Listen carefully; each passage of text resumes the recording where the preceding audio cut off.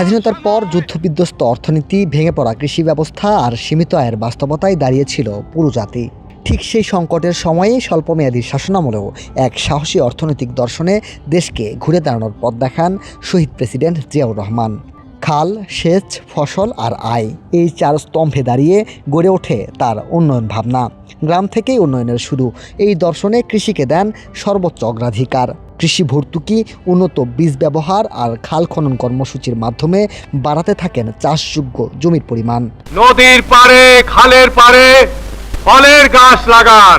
পরিসংখ্যানই বলে দেয় পরিবর্তনের গল্প।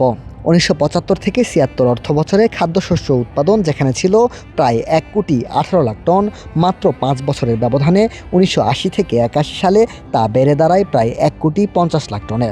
খাদ্য ঘাটতির দেশ এগিয়ে যেতে থাকে স্বয়ংসম্পন্নতার পথে।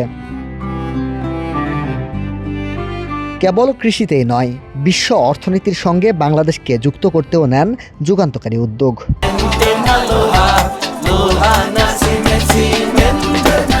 1976 সালে গঠন করেন জনশক্তি কর্মসংস্থান ও প্রশিক্ষণ ব্যুরো। ওই বছরে প্রথমবারের মতো 6,000-এর বেশি বাংলাদেশি পাড়ি জমান কুয়েতে। পরবর্তী 5 বছরে সেই সংখ্যা বেড়ে দাঁড়ায় প্রায় 55,000-এ। গড়ে ওঠে রেমিটেন্স ভিত্তিক অর্থনীতির ভিত্তি। 1978 সালে দেশ গার্মেন্টস প্রতিষ্ঠার মধ্য দিয়ে শুরু হয় তৈরি পোশাক শিল্পের যাত্রা। তখন মাত্র কয়েকটি কারখানা, আর আজ 3,000-এর বেশি কারখানায় কোটি মানুষের কর্মসংস্থান। রপ্তানিমুখী অর্থনীতির সেই বীজ বপন করেছিলেন শহীদ প্রেসিডেন্ট জিয়াউর রহমান। সমাজতান্ত্রিক কাঠামো থেকে বেরিয়ে বেসরকারি খাতকে অগ্রাধিকার দেন তিনি। তার শাসনামলে রাষ্ট্রীয় মালিকানাধীন 250-টির বেশি শিল্প ইউনিট বেসরকারি খাতে হস্তান্তর হয়। ব্যাংক ও বীমা কোম্পানি খোলার অনুমতি দিয়ে আর্থিক খাতেও আনেন গতিশীলতা। গ্রামীণ অর্থনীতিকে চাঙ্গা করতে 1977 সালে গঠন করা হয় পল্লী বিদ্যুতায়ন বোর্ড।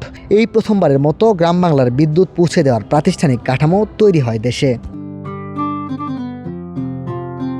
মুক্তিযুদ্ধের ঘোষক থেকে রাষ্ট্রনায়ক, নিজ কর্ম, দর্শন আর স্বপ্ন দিয়ে তিনি হয়ে উঠেছেন ইতিহাসের অংশ। নানা ষড়যন্ত্র আর ঝুঁকির মাঝেও দেশ গঠনের কাজ থামাননি তিনি। 1981 সালের মে মাসে এক ব্যর্থ সামরিক অভ্যুত্থানে প্রাণ হারান শহীদ প্রেসিডেন্ট জিয়াউর রহমান। তবে থামেননি তার দর্শন। আজ তার 90তম জন্মবার্ষিকী। কোন মানুষের ভালোবাসায় অমর হয়ে আছেন তিনি। মিনহাজুল ইসলাম, কালের কণ্ঠ, ঢাকা।